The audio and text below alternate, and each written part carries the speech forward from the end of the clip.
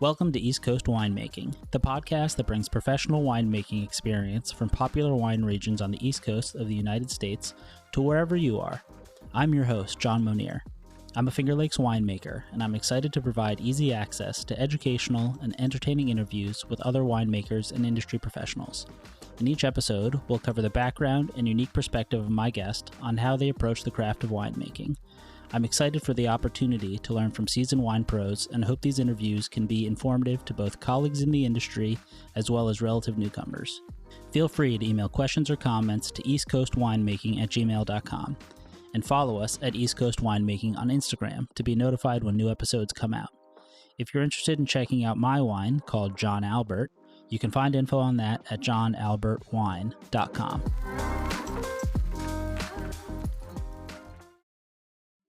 Hello, everyone in podcast land. I hope you're having a wonderful day. Today, I'm bringing you an interview that I had with Ian Barry of Barry Family Cellars, 680 Cellars, and Buttonwood Grove Winery.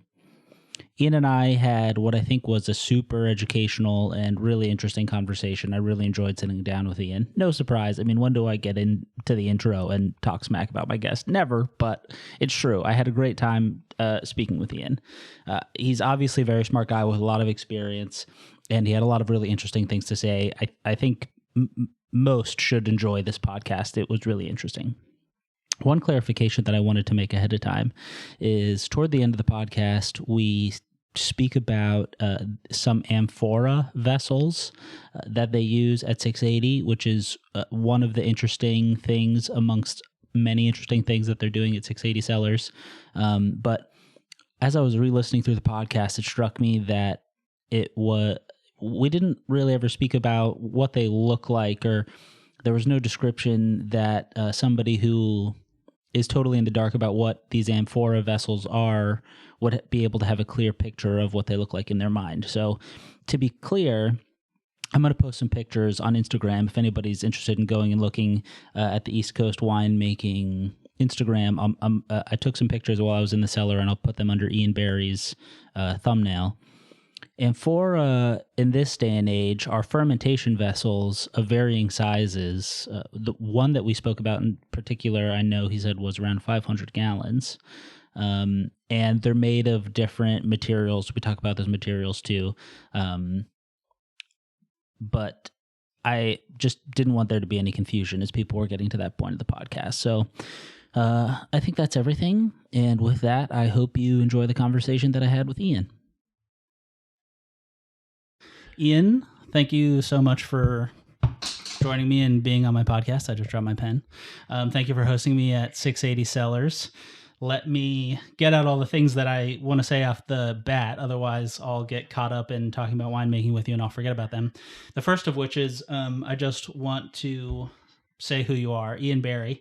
Let me see if I can get all of your information correct, because it seems like you do a lot of things. Sure. So you're certainly the winemaker, but I assume also the owner of Barry Family Cellars wine. Yeah, that's correct. Yeah. And then the head winemaker here at 680. Also correct. Which is located, you're really on the west side of Cayuga rather than the east side of Seneca, right? Yeah. We're in, where are we? Lodi? It's Ovid, technically. Ovid. Yeah. Right on the border of Romulus. Okay. Yeah. And the website also has you listed as director of winemaking for Buttonwood Grove. Yes, also true. That's kind of the newest part of my my bio. Yeah. There must be some professional relationship between 680 and Buttonwood. There is actually. Buttonwood Grove and 680 Cellars are both owned by the same company called Robbins Vines, which is really Dave and Melissa Pittard.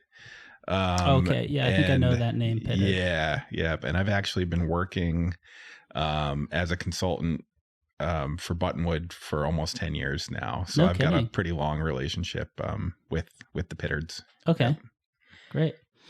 The other thing that I just want to mention is I just interviewed Paul Brock on Monday. Sure. And, the first thing that I ask people to talk about is like how they got into the wine industry and what their journey was like, And I was surprised when there was a point where he had mentioned your name when he had moved just freshly into Silver Thread, and he said he moved in like early September, and it sounded like his life was very busy and he needed help. And he said, so I called my friend Ian Barry, and I said, no way, I have plans to see Ian in 2 days. Yeah. So I thought that was super small world and kind of serendipitous. So anyway, I just wanted to. Yeah.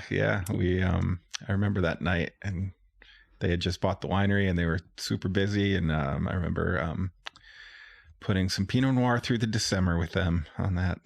Oh wow. That night. The night when he called you? Yeah. That's funny. Okay, so now I think I've got all the things out of the way. So would you please start by telling me where your interest in wine, whether that was production or whatever, just your, when first getting into the wine game, your kind of journey began, and how you ended up where you are now, heading all these roles that I just mentioned, and any of the interesting steps that you had taken along the way, internships or, significant experiences, that sort of thing. Yeah, sure. I mean, I can just start at the beginning. I mean, my first job in wine was in 1997. Holy cow. Yeah, I was in college in New Paltz, New York, in the Hudson Valley. And at the time, they were really encouraging people to become teachers. And I really didn't have much. I don't know. I really didn't know what I wanted to do out of high school. Basically, I was told, go be a teacher. There's a guaranteed job, good income, summers off. My heart was never really fully in it. It was just kind of something to do.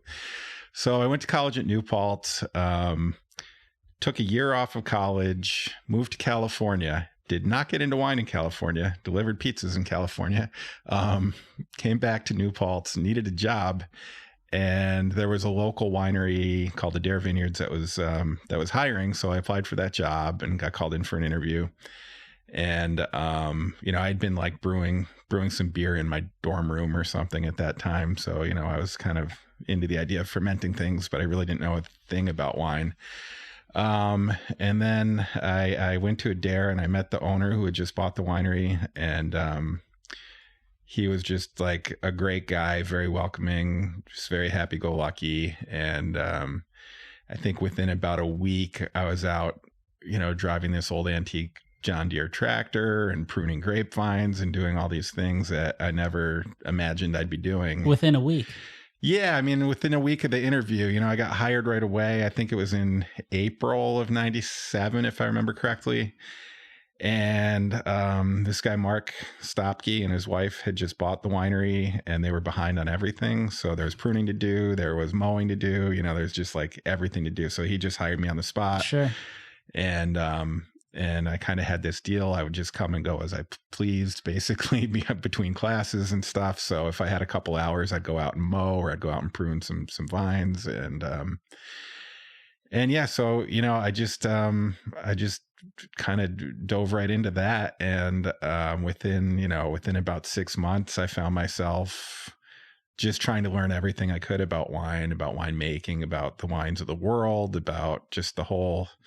It was like this whole world had kind of opened up to me that I didn't really know about. I mean, I kind of had these almost negative preconceived notions about the wine world. I think at that time, as a 21-year-old, I thought wine was kind of this pretentious elitist thing that I really didn't understand anything about, Sure.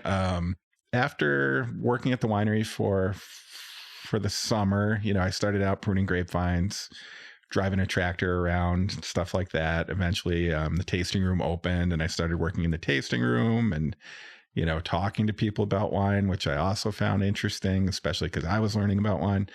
So, and then fall came and the harvest, which is always the most exciting part of the year at a winery, kind of where it all comes together. And so all those exciting things were happening. And meanwhile, my friends who were studying to be teachers were reading, teaching journals in their spare time, and I was reading wine magazines in my spare time. And and I decided at that point that I was still going to pursue a degree. So I changed my focus to just getting a degree in English. and kind of made a deal with myself that I would graduate. I'd give college 4 years, I'd graduate, and then I would give the wine biz 4 years. And if I felt like I could make a go of it, I would continue down that path. And if I didn't, I would go back and get that teaching degree. And as I said, that was 97 that I got that job. So I graduated college in 99. So we're 25 years in to my wine career. And I guess I'm not going to be a teacher, which is probably fine. Yeah, it seems like it's probably safe to cross that off the possibility list. Yeah. All right. So this experience was in California. Nope, that was in New York. That was in the Hudson Valley. I took a year off, moved to California, delivered pizzas in California. I'm mistaken. Came back to college. The Adair Vineyards that you mentioned, that was in New York. That was in New York. That was in the Hudson Valley. Yeah. Did you grow up around here? I grew up in a town called Hoosick Falls, which is on the Vermont border, kind of east of Albany, kind of where Vermont, Massachusetts, and New York all come together. Sure. Okay. So, not wine country, which I think is, one of the reasons why I really just didn't even understand what a winery was until I walked into one at 21 and got hired. No doubt. Yeah. Yeah. My first feelings to relate to what you're saying, the aha moment that I kind of had was my parents are big wine people, and we got into the habit when I turned 21 of doing tastings. And someday, I think we were in a winery in like North Carolina or Virginia or something like that, doing some tasting. And I thought, these people in the tasting rooms always seem like they're in a great mood. And right. I was studying philosophy in college at the time, so I was feeling very deep about it. And like, I really wanted to do something that was meaningful, And so I was like, maybe the wine gig's a good thing. So it's funny how, you have that little taste and then it kind of takes over. And it's interesting to hear more and more people talk about their, how their interest developed, because most of the people that I've interviewed for this podcast, I feel like there's a through line where it's like there was a beginning of their interest, and then all of a sudden they realized that it was kind of taking over their life, And I know my boss, Martin Halgren, who owns Ravines, he has a similar story, where he was doing something else, and then all of a sudden he realized he was dedicating so much time to wine. He was like, I think I just need to do the wine thing. Yeah, I think, just the nature of the work was really appealing to me. I mean, and the fact that one day I could be out there pruning grapevines or driving a tractor, and the next day I could be doing, chemistry or doing, sales. I mean, it was really just this, it was difficult to get bored with it. Totally. Yeah. And bottling, your first experience bottling didn't chase you away? When we bottled at Adair, we had a six spout cow filler. So, just a little gravity fed bottler. And tell me you also had a manual corker. We did. At first we had a manual corker, and eventually we upgraded to one that was looked like it was like a World War II relic, that was like this big clunky machine, but at least your arm wasn't tired at the end of the day using that. Yeah. But even that, we were all, I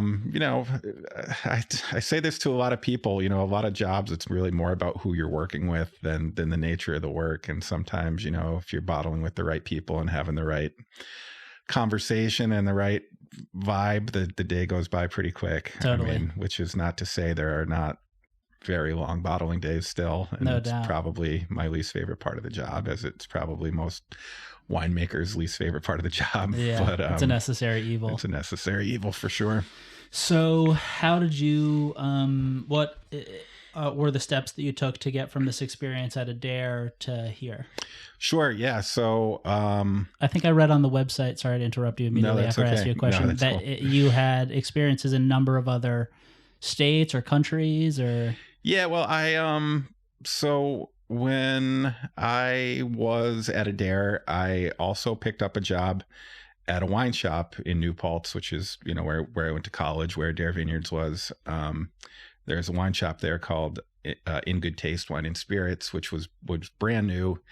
And they would do these wine tastings every Friday, and just being this sponge trying to learn everything that I could about wine, it was it was just an opportunity to go and taste the wines of the world. And, I'd go there and they'd have these little plastic cups that you'd taste in. And I very quickly started getting tired of tasting the plastic cup, and I would bring my own glass to these wine tastings, which is probably really pretentious. And you were already a professional. Yeah. And that, I actually think that it kind of impressed the owners and the people working at the store. And eventually I kind of like parlayed those wine tastings into a job there at the store. So, which was just another great opportunity. So I'd work at Adair. I'd work at this shop. New Paltz was close enough to New York City that I would go to all these trade tastings in the city, at Tribeca Grill or the Seagram's building or, Windows on the World. Be this 23-year-old tasting, first growth Bordeaux and stuff like that. And just really kind of getting a bigger scope of the wine world. And that kind of led to like a fascination with Pinot Noir, which led to my next step of the journey, which was a move to Oregon, because that's where, they do Pinot in the US. I mean, I think we have great Pinot here too.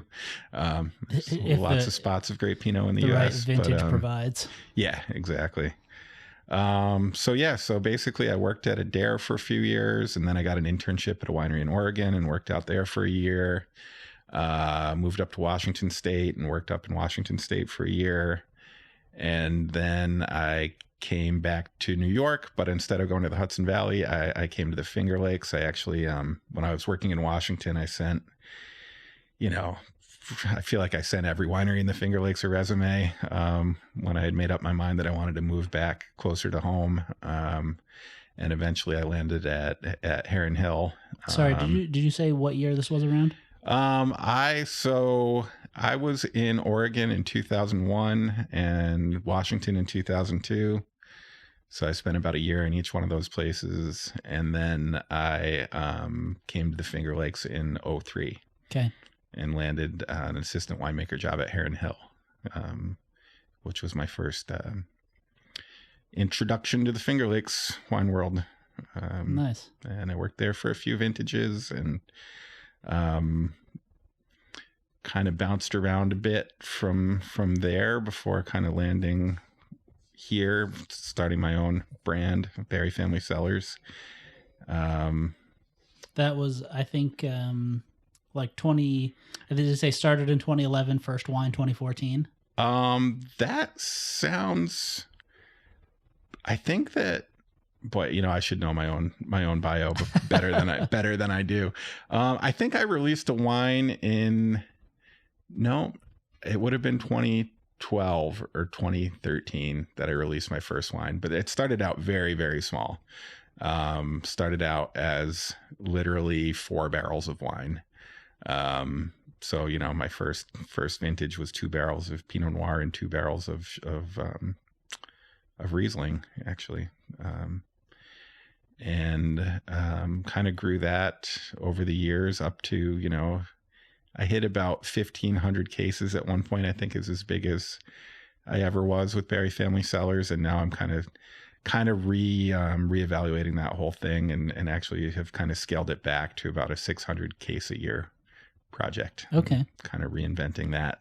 Well, as we speak, really. It's interesting to hear you say that, because as somebody who's just jumping off is trying to start a personal label, and do it out of where I'm currently working. 600 cases sounds awesome. I'm about where you started. I have 2 barrels of this and 2 barrels of that this year. Yeah. And cool. It's fun to make wine in that volume. Yeah. It feels very personal. Yeah, very connected to it. Yeah. Yep. So then how did you end up here? So 680 came about when it kind of coincided with the beginning of the pandemic, really. And it kind of coincided with a lot of things going on in my life with Berry Family Cellars, with the pandemic, with the Pittard family who owns Buttonwood Grove buying this property. So at the beginning of the pandemic, I really wasn't, I was in kind of a weird spot with Berry Family Cellars. I had opened a tasting room that was like kind of slowly really starting to gain some traction. And then the pandemic hit and everybody got a little panicky. The rules kept changing like almost every day, it felt like, about whether we were going to even be able to open tasting rooms. I didn't own my property that I was operating out of. I had a rent raise during that time. So like all these weird things kept happening. Yeah, sounds chaotic. It was really chaotic. At the same time, Dave from Buttonwood Grove called and said, hey, I just bought this other property. And I was kind of, kind of selfishly looking to be anchored to something again a little bit, and kind of offered my services. Said, you got this new winery, you're going to need a more of a full-time winemaker, or at least like a semi full-time winemaker. I mean, it really started out more like 2/3 time, I think, until we really got things rocking and rolling here. Sure. So 680 kind of developed out of this conversation, or many conversations that I had with Dave about how we wanted to do something different, but also not do something different just for the sake of being different. Like we really wanted to differentiate ourselves from what we were doing at Buttonwood Grove, which is a half a mile up the road. So there's really no point in anybody visiting two wineries that are clones of one another. So, we really kind of brainstormed on ideas on what that would look like to start kind of this fresh concept. And part of that was kind of exploring different techniques, maybe techniques that I dipped a toe in with my own brand, or that we'd read about or tasted at other wineries, maybe in different regions even. And really we just wanted to like try new things here. I mean, that's like kind of the big point of 680 is that we want to be a place that makes really good wine, but is also constantly experimenting, constantly trying to, find new techniques and new ways of doing things that work well and kind of move forward the story of Finger Lakes wine. I mean, that's really, it sounds like kind of a lofty, cocky goal almost, but because I think there's a lot of people here doing great things, and I don't want to like sound like we're trying to teach anybody a lesson, but like really we kind of want to be like this what do they call it in the tech world, an incubator for ideas. Interesting. And some of those ideas are doing things like a passamento, where we're picking and drying grapes, or carbonic maceration, or using concrete tanks, or, initially indigenous minimal intervention winemaking was a big part of that concept. I'm not going to say we've moved away from that, but I think we're kind of refining what that means exactly. That's going to be my next question for you. Okay. All right. Well, maybe we'll save that one. Anyway, I feel like I'm rambling.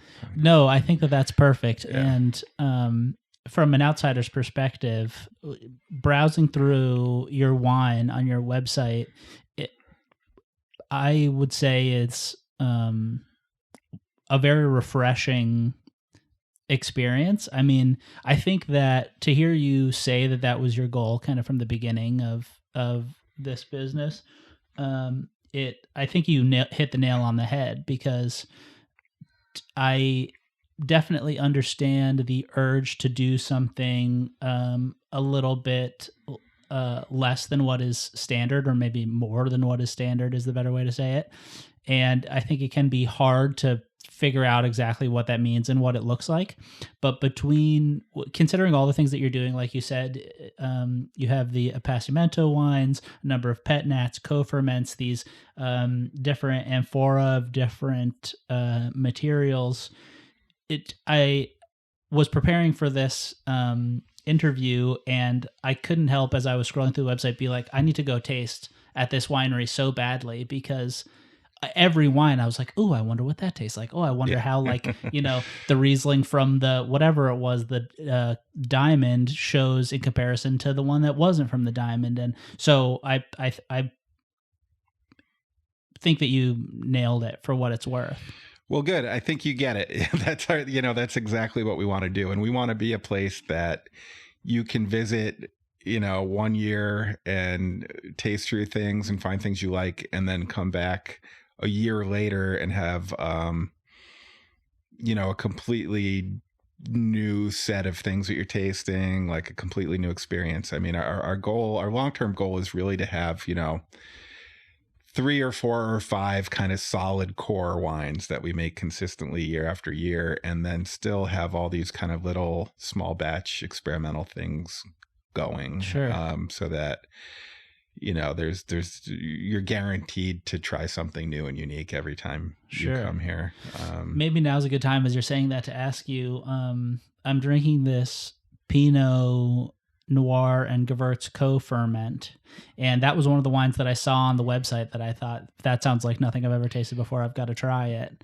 And I think it's super delicious. One of the things that I wanted to ask you about it as I'm tasting it, though, is if you remember to, like, I guess how much Gewurz is in it is what I'm wondering, because to me it's quite Pinot forward and Gewurz in the back, and I'm always surprised when you can manage to get Gewurz to take a back seat, because it's such a loud variety, Sure, yeah. I mean, this is a fun wine. It's a fun wine to talk about too. There was obviously some skin contact, because it's kind of a dark rosé, light red color. Yeah, exactly. So this wine was inspired by a few different things, and it is a 50-50 blend of Pinot Noir and Gewürztraminer. Yep. I never would have guessed tasting it. Yep. 50-50. And it is completely co-fermented. So those 2 grape varieties we'll harvest within a day or 2 of each other. At least for this wine, we will. Sometimes we'll let some Gewurz hang a little longer, but for this wine, we'll harvest them so that we can co-ferment them. And we basically just treat it like a red wine. We mix the Gewürztraminer and the Pinot Noir. We do pump overs on it every day. It's all just kind of whole berry. It's fermented with it's uninoculated.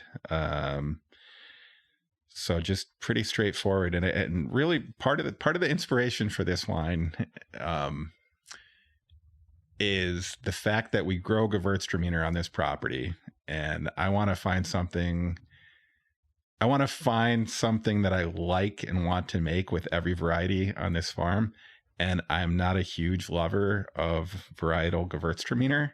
So frankly, part of it was just finding something fun to do with the Gewürztraminer. And, going back to Paul Brock and Silver Thread, I feel like Paul's life and mine have been strangely parallel in a lot of ways. And when I lived in New Paltz, we figured out that when I lived in New Paltz, he also lived in New Paltz. And wow. I could have looked out my apartment window and seen his apartment. And we didn't know each other then. We didn't know each other 2 years later, but we figured out we both lived, basically on the same block at the same time. And we probably went to the same bars and saw the same Grateful Dead cover band every week. Talk about serendipity. Yeah. But anyway, my very first trip to the Finger Lakes was in probably 97, 98, 99, somewhere in there when I was first getting into wine. And I stopped at Silver Thread long before the Brocks owned it. And they had a wine there that was, the story that I heard was that it was an accident and that somebody accidentally pumped some Gewürztraminer into some Pinot Noir. And that's one of my nightmare scenarios. Yeah. So. I mean, it's every winemaker's like, I think I've literally had nightmares about doing that, especially early in my career. But anyway, I loved this wine. And to me, like, it was the wine of that whole trip here, and it was like this accident that happened. Interesting. And so that wine was always in the back of my mind, like, weird that Gewürztraminer and Pinot play so well together. And then there's another winery. There's a winery in Oregon called Teutonic that makes a wine that they give it kind of a generic, I forget whether it's just red wine or red table wine or something like that. And I've always loved that wine. And I found out that is also a Pinot Noir Gewürztraminer co-ferment. So, wow. I didn't, this isn't my fresh original idea, but it's still outside of the box. But it totally I'm not going to take complete credit for coming up with this. It sounds like you were inspired. Yeah, absolutely. Yeah. You said during the vinification of this wine, you did pump overs on it. Does that mean that you're mostly a pump over winery rather than a punch down winery? It really kind of depends on the wine, on the year, on the vessel that it's in. Is that, when you're making that decision, is it a stylistic one or a logistical one? It can be both. I mean, frankly, really? I'd like to say it's 100% stylistic. Sure. But sometimes I almost feel like the logistics can lead the style, and that's okay. Totally. I think maybe it took me some time to come to that conclusion. I probably fought that for years. But I mean, not to sound too, I don't know, woo-woo about it all, but like sometimes I feel like things happen for a reason. And if you end up having to do a pump over on a wine that you were hoping you would punch down, that maybe that's just like the way it was supposed to be. Sure. And I don't know, unless something's really wacky and at the end of the day you're going to make good wine. Like I just tend to not fight those things too hard anymore. Maybe I did at one point, but I don't anymore. Interesting. Well, I think a nice way of looking at it, if I had to think about it, was it's still a valid expression of how the wine got where it is. Yeah. I mean, it still tells the story, whether 100%. It was one way or the other or both or whatever. Yeah. Yeah. I don't mean to go too deep down this niche rabbit hole, but it's just in my mind. So, and I feel like, I'm interested to hear what you have to say. If you're making that stylistic decision, punch down v pump over, do you have a feeling, or in your words, would you say like what you are looking for to expect with one versus the other? Yeah, I mean, I do like to do pump overs. I probably lean towards pump overs more and more these days as opposed to punch downs. One thing that I really like about pump overs, even in bins, even if I have a 1-ton bin of a red that's fermenting and it's, super easy to just go through with a punch down device and punch it down and get it over with, rather than set up a pump and a strainer and like do a pump over on it. I like to get a little air in my wines during fermentation, and especially when we're working with indigenous yeast and we're kind of, we can be fighting reduction at times and things like that. I find that the pump over works better to get rid of the reduction and just keep the fermentation healthy. Sure.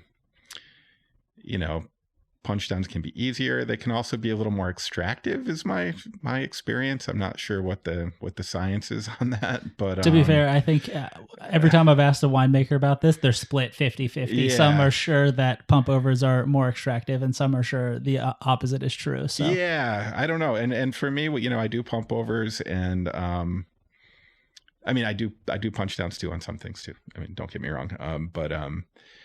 But the if I do pump overs, I tend to do them once a day too. So it's, usually just first thing in the morning, we pump it over and make sure that the fermentation's healthy. And if there's any reduction, I'll even pump it into another vessel and get a lot of air in it and splash it back into the, it's very hands-on. I feel like when I'm doing the pump overs, which maybe some people feel like the punch downs are more hands-on. I don't know, because you're exerting more maybe physical energy on a punch down, which maybe creates the feeling like you're doing more. But I guess I've never really thought about all this before right now.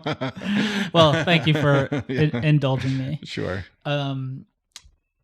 So here at 680, are you spontaneous ferment only, or are you doing some inoculation? No, we do some inoculation. It's been an evolution, and it'll probably continue to be an evolution. in the beginning, I think that we were really super focused on being all indigenous ferments. But with things like a challenging harvest in 21 and at the end of the day, we want to make the best wine that we can possibly make here. And I think sometimes for some varieties in some years, you can make a sound fine wine with indigenous yeast, but you might make a better wine with cultured yeast. I've kind of, with certain things like Gruner Veltliner, which I've had very little experience with in my winemaking career until starting here, I just really find that cultured yeast coaxes a lot more fruit and a lot more kind of niceness out of those wines. So I've kind of switched to that for those. Interesting. Yeah, I mean, that's one example that I can think of right now. And if we start things with indigenous yeast, sometimes I will add cultured yeast later in the fermentation if I feel like it's not going in the way that I want to. Like right now, we actually have some Chardonnays fermenting that are fine. They're totally fine. They're just indigenous ferments, and there's just a lot of sugar in them still.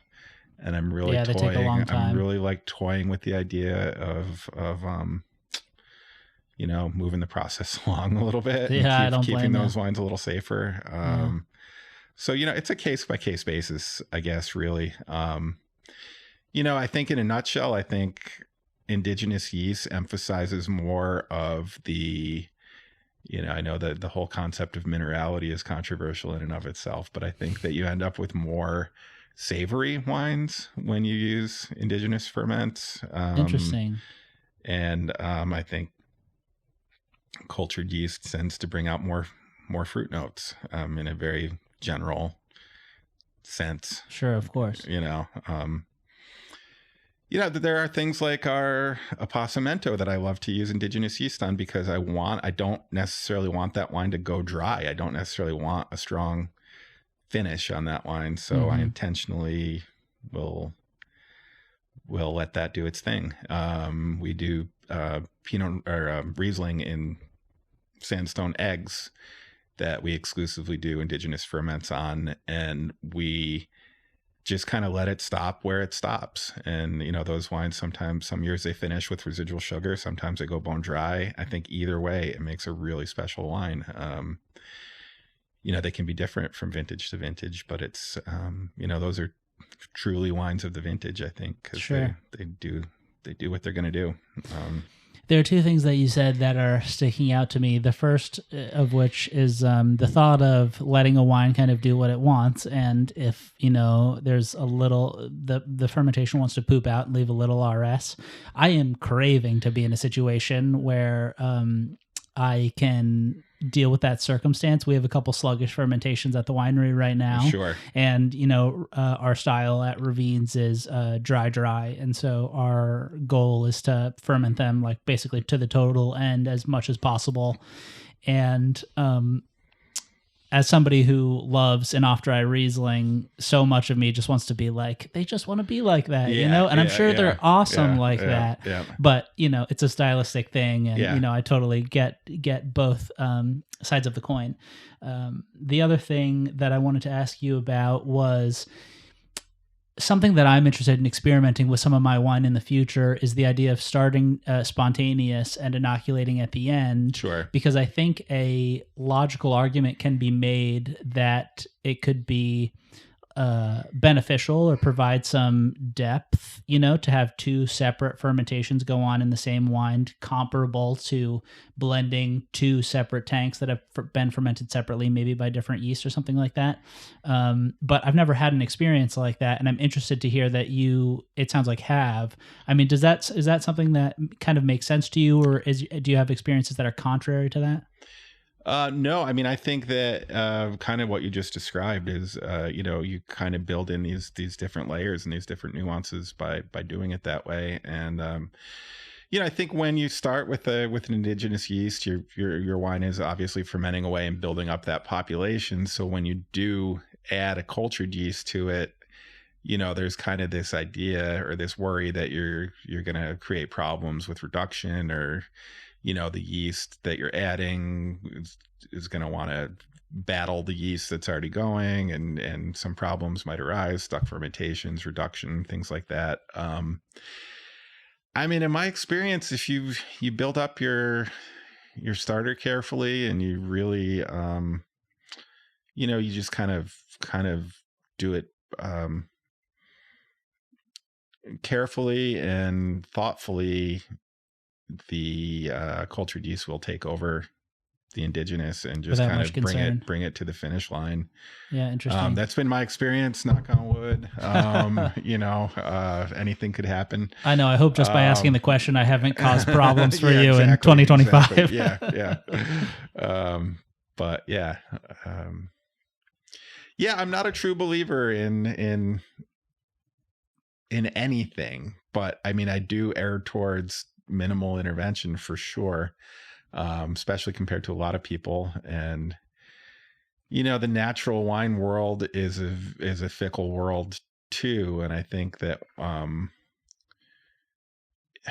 think that whole movement started as a fight against massive wineries and kind of the mega purple, mega red, mega purple, liquid tannin, the artificial additive world, is fight against that. And like really, adding some yeast, adding a little sulfur is not gonna, it's gonna do a lot more to make good wine than it is to satisfy some philosophical goal that you have. Right. On the scales of intervention, evil, mega purple is way up at the top, and adding yeast is at the bottom. Yeah, exactly. And even, we don't even really chapitalize here. We don't adjust acid. We really, there's a lot of interventions that we just don't do. Sure.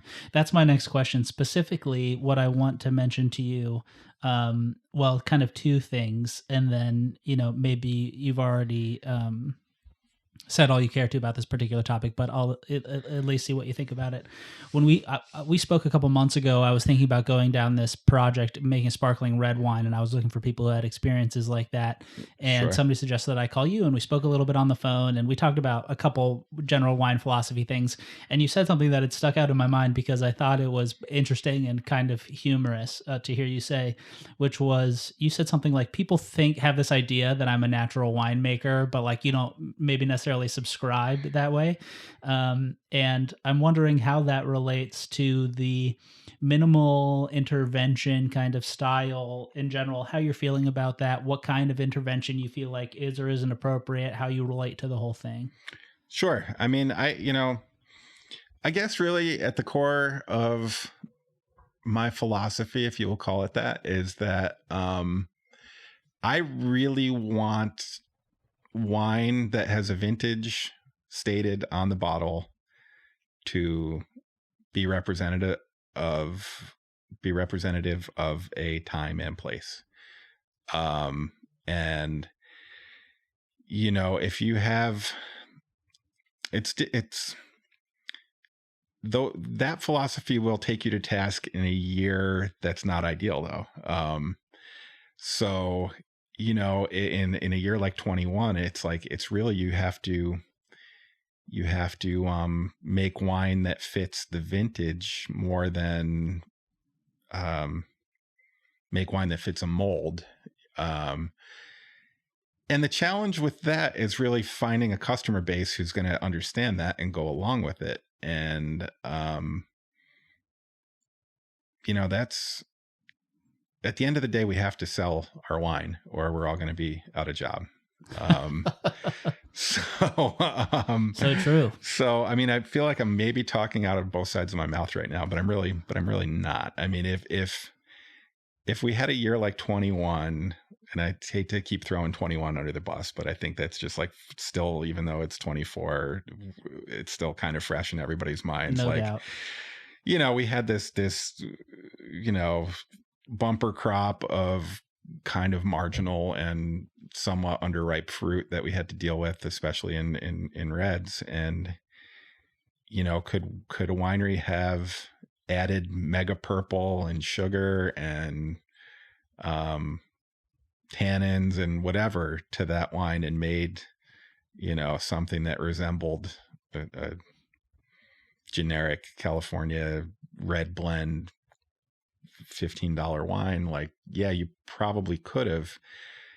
And to me, I almost don't have a problem with that unless you put a vintage date on it, 'cause, like, the whole reason we put a vintage on a bottle of wine is because that wine is supposed to represent what that vintage represents. And if you fabricate a wine and you put a vintage on it that is not reflective of reality, it just doesn't seem fair or honest to me. No doubt.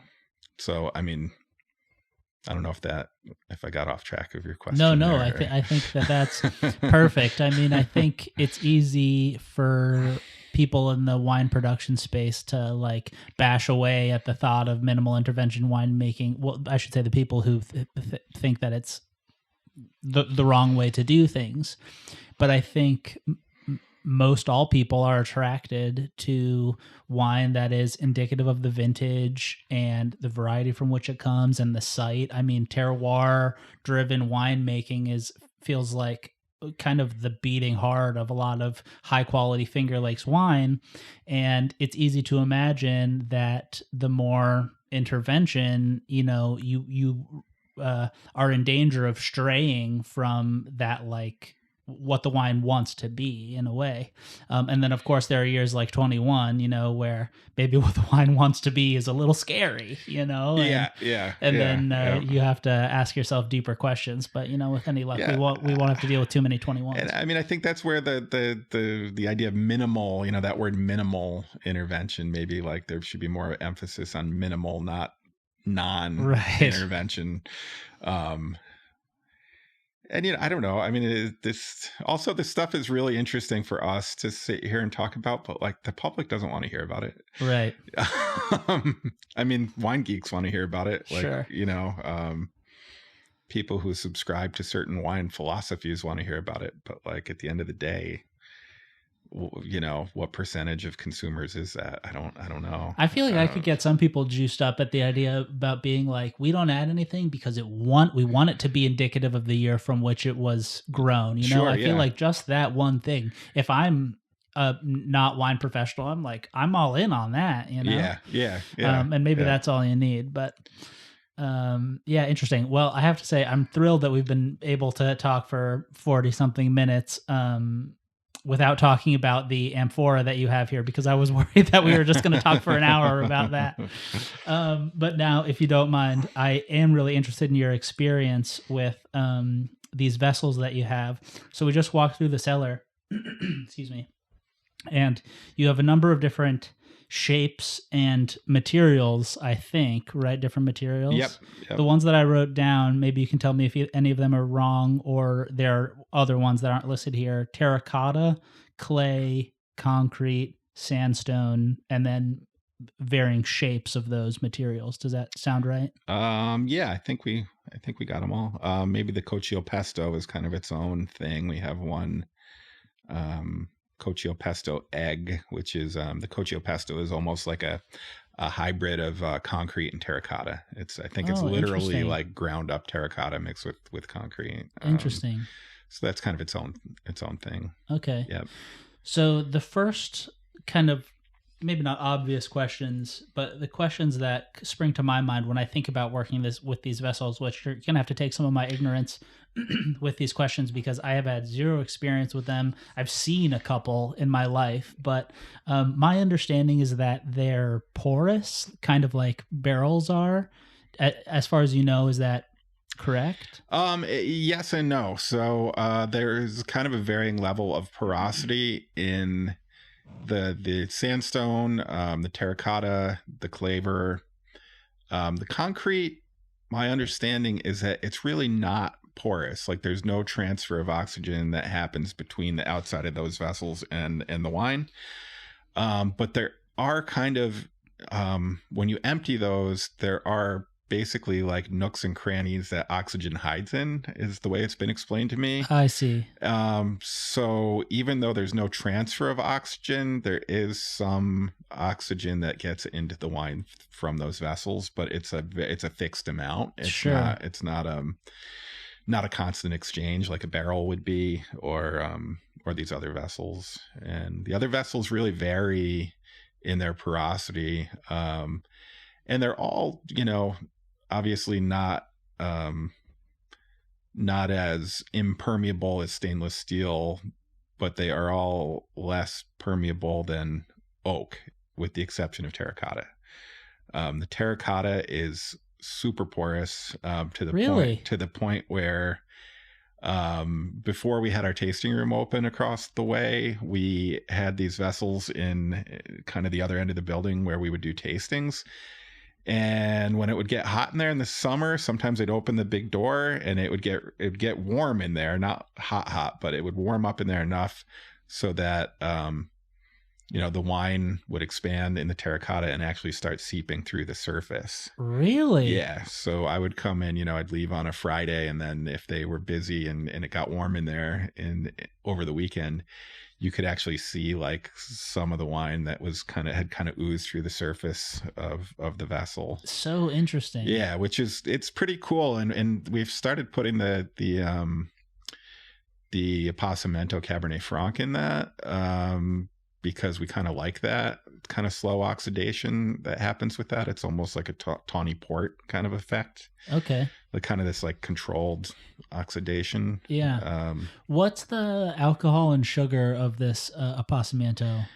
So the finished alcohol on the current release, which is 2022, it's about 16.5, 17% alcohol. And it's about 40 grams per liter residual sugar. So It's got a fair amount of sugar. I mean, it's not like, it's not like a port exactly. It's not like an Amarone exactly, but it is kind of in the neighborhood of those things. Right. Higher sugar, higher alcohol. Yeah. Yep. Interesting. Yep. I love wines like that. I'll have to pick some up before I go. Yeah, it's pretty wild. Interesting. Sorry, I've got a frog in my throat. Okay, so you've already gotten me on the right track, talking about how terracotta is distinct from some of these other vessels. I'm wondering, in your experience working with them, I guess, are they distinct in other ways? Do you think that the wines from each, whether it be shape and or material, show distinctly from one another? How has that learning curve gone? Are there any like particularly unique or interesting things about the way that wines play in those vessels? I mean, I really don't know what to think. This is such like untrodden territory for me. Sure. Yeah. I'm really just interested to hear all your experience about working with these vessels and what they do to wine. Yeah. And we are very much still learning, and part of the fun here, it's kind of a double-edged sword, because it's really, I've been making wine for a while. So, just when I started getting bored, I was kind of presented with all these new things to try. And it's been more of, more learning than I even anticipated, I think. I mean, I knew that there would be a learning curve with these things. I honestly, figured, we'll just kind of play around with things. We'll try different varieties and different vessels and kind of see, we'll be able to tell over time, like what really clicks or what really doesn't. I mean, I really thought there would be things that just didn't work. I thought like, Gruner Veltliner in concrete, just not going to work. But really, there haven't been any that have been total flops in my mind. Like basically, interesting. Everything has kind of worked. We still have room to play. We're doing Chenin Blanc in concrete this year, which we've never done before, which I'm really excited about. It's tasting great right now. We have the concrete diamonds, which are these kind of big geometric shapes. They hold 528 gallons, and they're really built to be red fermenters. And, we're really kind of focused on Chardonnay and Pinot Noir here and not like big reds. But this year, given the vintage, specifically the ripeness, you mean? Yeah, the ripeness of the reds. Like I really kind of did the opposite of what I usually do. I'm really kind of known for like lighter bodied, very elegant reds. Like, this year I'm doing a co-fermented Bordeaux blend that we did an extended maceration on, and like really kind of taking it in the other direction in these concrete diamonds. And I'm kind of like I have a gut feeling that's going to be what these concrete diamonds are for, Interesting.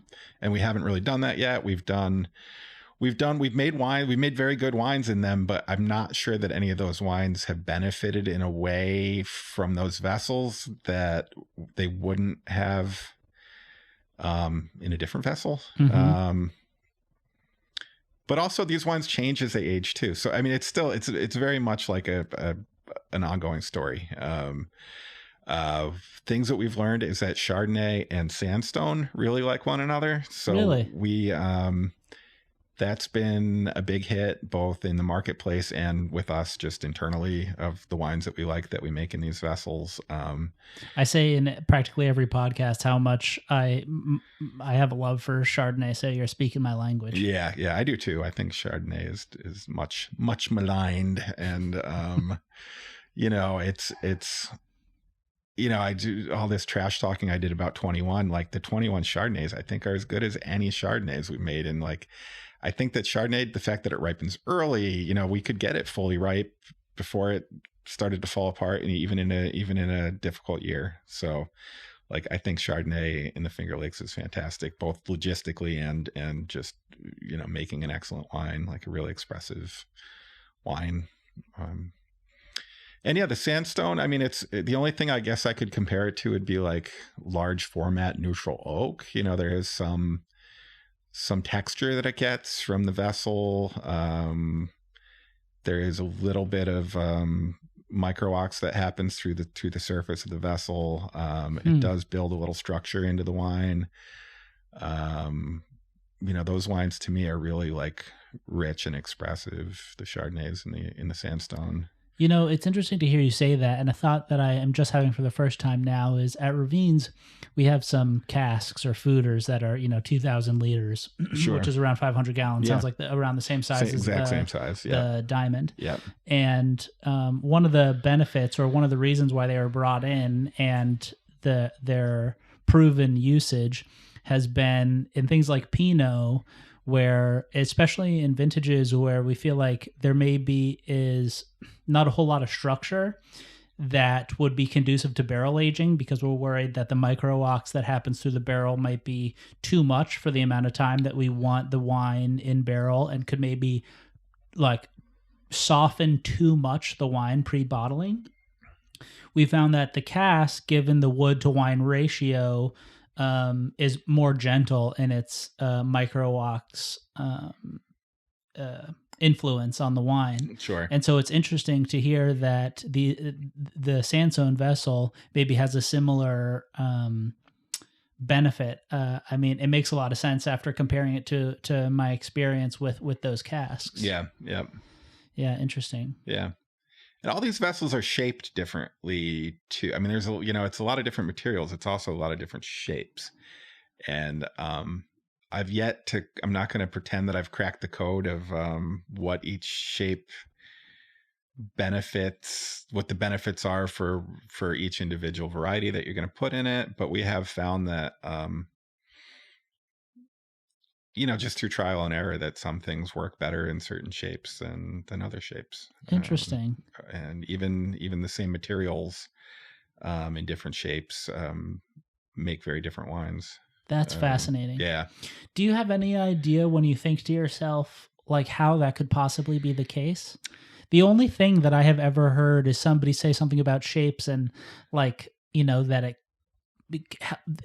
it changes the way the wine like moves inside, and either helps with kicking up lees more or less, that sort of thing? I mean, I mean, I know that this is probably a hard question to answer. It is a hard question. I'm sorry for putting you on the spot. And it's one of those things that's what I that's what I was told all along, was that, oh, this egg is kind of a magical shape for a wine, because the kinetics of the fermentation are such that it keeps the yeast in suspension constantly as it's fermenting. And then even, when you stir the lees, it all stirs in a certain way, and blah, blah, blah. And then my understanding is UC Davis did a study that basically discredited that whole philosophy.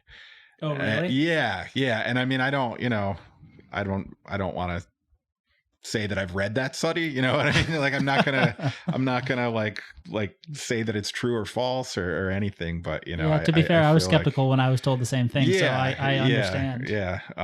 But I mean, I can say anecdotally that it does make a difference. The shape definitely makes a difference. And I mean, it definitely has to do with lees, and or at least it's part of what the factor is. Sure. And maybe during fermentation, when there are currents being generated, I could see the yeast doing different things in different vessel shapes.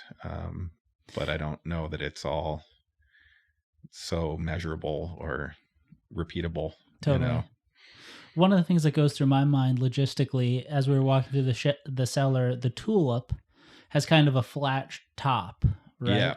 And is the top, I can't remember when we walked past it, is it a big door on top or is it a little door? There's a huge door on the top of that tulip. Like the majority of the top. Yeah. So that was kind of what I was thinking. What goes through my mind is, do you feel like you're able to totally top up that vessel given that situation with the lid, or is there always maybe a little more headspace in that one than in some of the other shapes? No, all these are pretty, they all seal pretty nicely. I mean, even though they're made with earthenware, and a lot of them do have metal parts and metal lids, and that tulip in particular has a big metal lid with a big thick gasket and lots of little clamps on it, so it's actually easy to really seal that well, and you can top it up right into the dome. It's got a dome shaped metal lid, so you can actually top it up into the dome without it leaking, and interesting, and keep it well topped.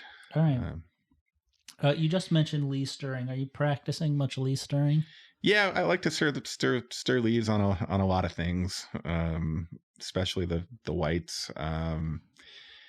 We are going to start, as our fermentations are kind of winding down now, we'll start stirring the lees through the winter. And are you doing that just by bubbling? With the concrete, with the sandstone jars, I just bubble nitrogen through the bottom valve to kick up a little bit of lees. I mean, I know that it's not the most effective way to do it, but is the entrance to that valve though on the front or on the center bottom? It is on the front. Okay, so you're only going to really kick up a little bit of lees, but it's enough so that if you do pump some nitrogen or whatever through that bottom valve, it will make the wine cloudy, so the lees will kick up and settle back down. No doubt. They will do that. The clavers we have on racks where we can actually roll the whole thing, which is also kind of cool. So you don't even have to open the bung to put a stirrer in there. You can just stir the whole vessel, which is pretty cool. Yeah, that is nice. Let's see what else. Yeah, but even the stuff in, we do use some oak here, and the neutral oak gets stirred kind of the conventional way. You're looking for some texture when you do that? Yeah, looking for texture. And I just think it keeps the wine, it just keeps the wine fresh. It'll add a little texture. And, I know it takes something like 10 months for yeast to really break down and release the manoprotein. So, that's another one of those things that UC Davis says this, and they did a study that says this, but I think that lee stirring, even if you're not getting that full manoprotein release breakdown, it's adding something, and it's keeping the wine fresh, and it's adding some texture. Yeastolysis. Yeah. I was trying to remember the word for it, to break down. Yeah. Yeah. Interesting. Yeah. And yeah. That's great. Thank you for sharing that. One of the other things that I wanted to ask you about was, again, as I was perusing your website, you have some varieties that are not so common in the Finger Lakes that you're making wine with. Specifically, the ones that stood out to me were, you mentioned Chenin. Yep. I don't know of much other Chenin in the Finger Lakes, as well as Pinot Meunier, Yep. which I've always felt a kind of kinship with because my last name is Monier, right, which is spelled very similarly to yeah. Meunier. Yep. What are your feelings about those varieties in this region? How are they working for you, especially Pinot, and how it compares to Pinot Noir and its fragility? You know, I mean, I feel like for as many good things that I've heard said about Finger Lakes Pinot, and I'm a Pinot lover when it tastes good, you know, but I also know that it's a son of a gun to get to play nice here. Yeah. What are your feelings about those varieties? We'll start with Pinot Meunier. I feel like Pinot Meunier was in this vineyard here. We did not plant it. The original owners of this property planted the Pinot Meunier, and it's right between Pinot Noir and Chardonnay. So, you know, chances are they had sparkling wine in mind when they planted it. We have a bunch of different clones of Pinot Noir on this property too. We have clone 23, we have 667, 777, Pomard, 386, 115, and then the Pinot Meunier. And the Pinot Meunier, if none of these rows were labeled, I would think we're just another clone of Pinot Noir. Interesting. It looks like Pinot Noir in the vineyard. It ripens at the same time Pinot Noir ripens. It's susceptible to the same things Pinot Noir is susceptible to. But the wine that it makes it's Pinot Noir-like, but it's a little, I always think of it as like Pinot Noir's unbathed cousin or something, like it's a little wild, you know what I mean? When you make a red wine out of it, it's like whoa, like it's Pinot, but it's like, you know, just a different version of Pinot. More rustic? A little more rustic, yeah. Okay, interesting. Yeah. Which is interesting, but in a good way. Like, you know, I like rustic things, you know, in general. So like, I love it. Yeah. And we've experimented with making a rosé out of it. Some of it goes into our sparkling program. And in a good year, I'll make red wine out of it. So in 22 and this year and 20, I made red wine out of it. Interesting. As well. And a little bit in 23 too, actually, come to think of it. Okay. Yeah. Well, I'm tallying up a list of bottles that I have to buy the next time I come here. Yeah. You got to come back and just taste through everything. But yeah, we also have Chenin Blanc, which we did plant. Right. We planted the Chenin Blanc.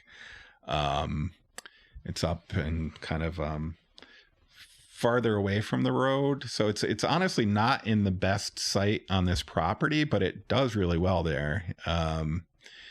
It ripens about the same time as Riesling, and there's actually a lot of parallels with that and Riesling, I think, in a way. I mean, the wine is very different, and the grapes are more fragile than Riesling, but they tend to be susceptible to things like sunburn. Like last year, we saw some sunburn in our Riesling, and we also saw it in the Chenin Blanc. Chenin's definitely a little more susceptible to rot, I would say. We have to be careful with that, and this is only our second crop that we've gotten out of it, and we did kind of hand pick it and sort it, and just kind of we're a little more selective about it. Sure. But I'm a big fan of the wine that it's making. Big fan. Interesting. And we also have some Gamay Noir here, which is not planted everywhere. We got our first crop off of that this year. We have the equivalent of about 2 barrels of it this year, so not a big production. We have the same thing at Ravines. Last year we had a barrel, and this year we have like 300 gallons or something. We just happened to plant some. Yeah. So I'm pretty excited about that too. And I think that's versatile too. I mean, that's kind of like Pinot Meunier. Like maybe if we don't get it ripe one year, we can make a really lovely rosé. But we made a red wine, and beautiful red wine from it this year. And then we do have up the road, we have some another vineyard, which we have some experimental plantings in that vineyard too. We have some Italian varieties in there. We have a little Sangiovese, a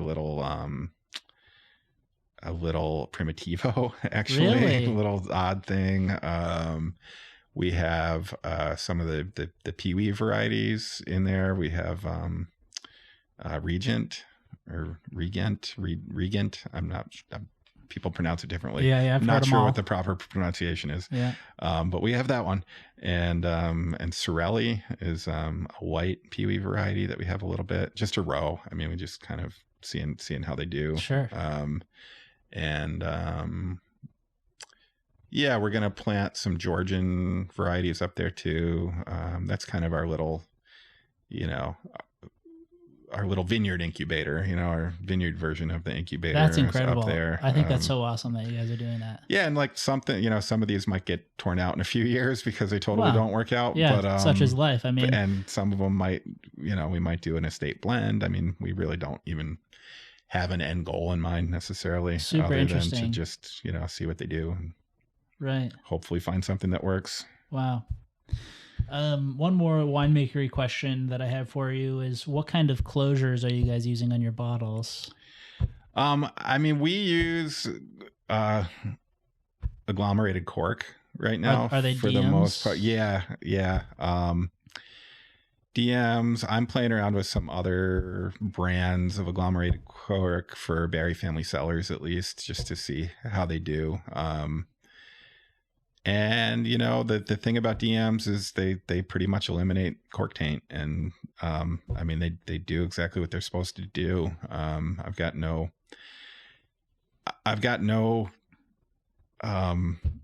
huge attachment to them. Something else might work just as well. I'm not a person who geeks out on closures as much as some other winemakers, frankly. Because in a way, I feel like everything works great until it doesn't. And, I've been in the industry long enough to see all these next great things come and go. And, I think when DMs first hit the market, there was this huge cork taint issue that they had, which they eliminated. But I don't know, who's to say that's not going to, I don't know. I'm just like very cautious about I mean, you want to do the best you can, of course, but like we only have so much control over these things. I'm not opposed to screw cap either. We're just not set up for it on our bottling line. I think, if we were set up for it, a lot of our products would go under screw cap. Interesting. Yeah. Interesting. All right. Well, I think we've crossed out most of the questions that I had for you when I came here. The only final question that I'll ask you is my wrap-up question, which is, what will you have to drink for dinner, whether that's tonight or on average? Are you a wine guy or water? Moonshine. No, I'm just kidding. No, I'm a big wine guy. Lately I've been like really into Italian reds, and I don't know, that was kind of a blind spot for me for a long time. Italy is like my forbidden zone. I always get so confused when I drink Italian wine, both in how it shows, and I feel like they have a gajillion varieties, and like whenever somebody says, "Oh, it's this Italian red," I like my brain just I don't even try because I just feel so kind of lost in the world of Italian wine. So kudos to you for taking it on. I mean, and I feel kind of bad saying this, but like I feel like when I first got into wine, I avoided Italian wine because anything below a certain price point was a real crapshoot. Like, as far as just like being completely flawed is concerned. And I feel like that's not the case anymore. And I feel like there's like, I don't know, there's varieties like Frappato or, even Nebbiolos. Like I've been finding these like $20 Nebbiolos that are just like outstanding. So I don't know. That's kind of like whatever, my flavor of the week. Nice. Yeah, totally. No, that's exactly what I was looking for. To gauge it, to look into somebody's personality as much as you can by what they drink for dinner. Yeah. I mean, a lot of times, like a lot of my wine drinking life has been like looking at cool, like very cool climate focused, you know what I mean? And I've always had like this love for Zinfandel because it was something that like we just can't do here. Like there's no comparison in the Finger Lakes, so I just wouldn't even have to think about it. I could just enjoy it. Interesting. Whereas, chasing other cool climate wines of the world, you're always kind of measuring them up against what you're doing. So, it's the worst. Yeah, it can be really. Yeah, it took me a long time to even enjoy wine again. Once I don't know. Yeah, you go down this rabbit hole of just tearing everything apart. Oh, that's funny. Well, I'm glad to hear that you're in a better place now mentally. Yeah, for sure. Well, thank you so much for taking some time out of your day to do this with me. I know we got together after work, but I had a great time, and I think that this was super educational. And yeah, it was a pleasure. Thanks. Yeah. All right. Cheers. Cheers. Thank you all so much for listening. I'm thrilled you could make it to the end of the podcast. If you have any thoughts on questions you'd like me to ask or comments about your experience, I'd love to hear them. Please don't hesitate to email me at eastcoastwinemaking@gmail.com. Until next time, I hope you all have a wonderful day.